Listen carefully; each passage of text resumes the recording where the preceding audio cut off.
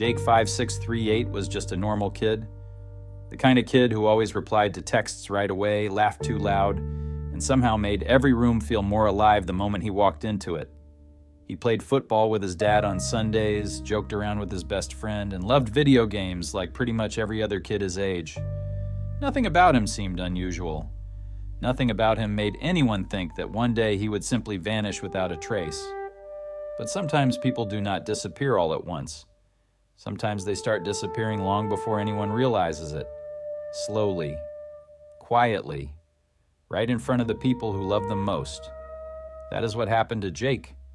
It started when he got into a game called 99 Nights in the Forest. At first, nobody thought much of it. He was just gaming. Kids spend time online all the time. His grades were still okay.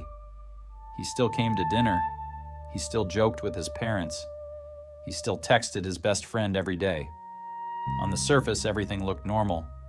But something had changed. Jake started spending more and more time alone in his room. He began canceling plans. When his friend asked him to hang out, Jake would say he had something to do, but when asked what it was, he would go quiet and change the subject. His mom noticed that he looked tired all the time. He had dark circles under his eyes at breakfast. She asked him if everything was okay at school. He said yes. She asked him if he was sleeping enough. He said yes. And like most parents, she wanted to believe him. By the time September came around, the changes were impossible to ignore. One night, his mom found him sitting at his desk at 3 a.m, staring at the monitor in complete silence. Not the kind of silence that looks peaceful or focused, the kind that feels wrong. When she touched his shoulder, he flinched so hard that he knocked over his water bottle. He looked at her like he had forgotten she was even there. She told him to come to bed. He nodded. But when she checked again later, he was back at the screen. His appetite started disappearing too. He would sit at the dinner table and move food around his plate without really eating any of it. His dad tried to joke about it, asking what happened to the kid who used to eat like a linebacker. But Jake only smiled in that empty way people do when they want you to stop asking questions. Even his best friend noticed something was off. Jake still texted every day, but the messages had changed. They were no longer jokes, memes, or complaints about school. They started sounding strange, unsettling, like Jake was trying to say something he did not fully understand himself. One day he texted, "Do you ever feel like something is watching you when you play a game? Like not in the game, like through the screen." A week later, he sent another message. "I think I'm starting to understand something. I can't explain it yet, but I think there's a version of this place that most people don't see, like a layer underneath. Then another. Don't tell anyone I said this, but I think the game remembers me, like it knows when I've been gone too long, and it changes when I come back. Not a lot, just enough." His friend did not know how to respond. He was 13, so he said the only things a 13-year-old would say. "Dude, you need sleep. Stop playing so much. That's creepy. Go to bed." Looking back now, those messages hit differently. Because Jake was not joking. He was reaching out in the only way he knew how, and nobody around him understood how serious it was. Then things got worse. In the last week of October, Jake told his friend there was someone in the game. Not a normal player, not a bug, not a glitch. A figure standing silently between the trees with no username above its head. It never moved, never answered in chat. It just stood there, as if it had been waiting for him. Jake said it felt wrong, not in a simple, creepy game way, but in a deeper way. Like it was aware of him. Like it knew he was coming. His friend told him to stop playing. But Jake said something that made the whole thing feel even more disturbing. He said stopping felt worse. Like leaving the game would somehow make things worse instead of better. Like whatever was happening did not end when he logged off. 3 days before he disappeared, Jake sent the last truly disturbing message his friend would ever receive from him. He said, "I saw it again tonight. I went closer this time. I don't know why I did that. It turned around. It didn't have a face, just blank. And then I heard something from outside my window. Not from the game, from outside. And when I looked back at the screen, it was gone. I don't want to keep playing, but I also don't want to stop. I think that's the point. His friend did not see the message until the next morning. He replied, "Bro, that's creepy. You okay?" Jake saw the message, but he never answered. Friday, November 4th, was the last normal night anyone had with him. His mom made pasta for dinner. His dad watched a game on TV. Jake ate quietly, helped clear the table without being asked, then went to his room. Around 10 o'clock, his mom checked on him one last time. The light was on. She could hear the faint sounds of the game coming from inside. She knocked, and Jake answered, "I'm fine. Good night." She said goodnight back and walked away. That was the last time anyone in his family ever heard his voice. The next morning, at 7:14 a.m., his mother knocked on his bedroom door to wake him up. There was no answer. She opened the door and immediately knew something was wrong.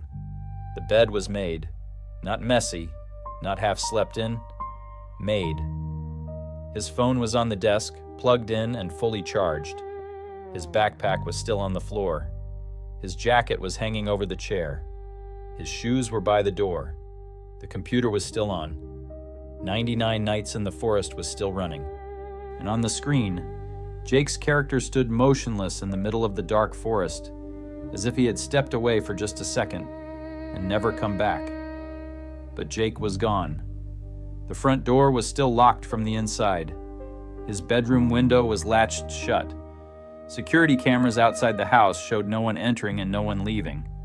No car in the driveway, no figure outside, nothing. It was as if he had simply stopped existing somewhere between 10 at night and 7 in the morning. His mother called the police. His father drove every road nearby searching for him. His best friend ran to the school in case Jake had somehow gone there early. His family called every relative they knew. Nothing. No signs, no explanation, no reason, no note, nothing. Then investigators checked the in-game chat logs. At 1:08 a.m., hours after his mother had said goodnight, Jake had typed one final message into the game chat. "It found me outside the forest." That was it. 5 words.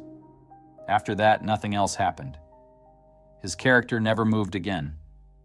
The game stayed open for the next 6 hours while his room sat empty and his family slept in the house, completely unaware that Jake was already gone. The investigation found almost nothing.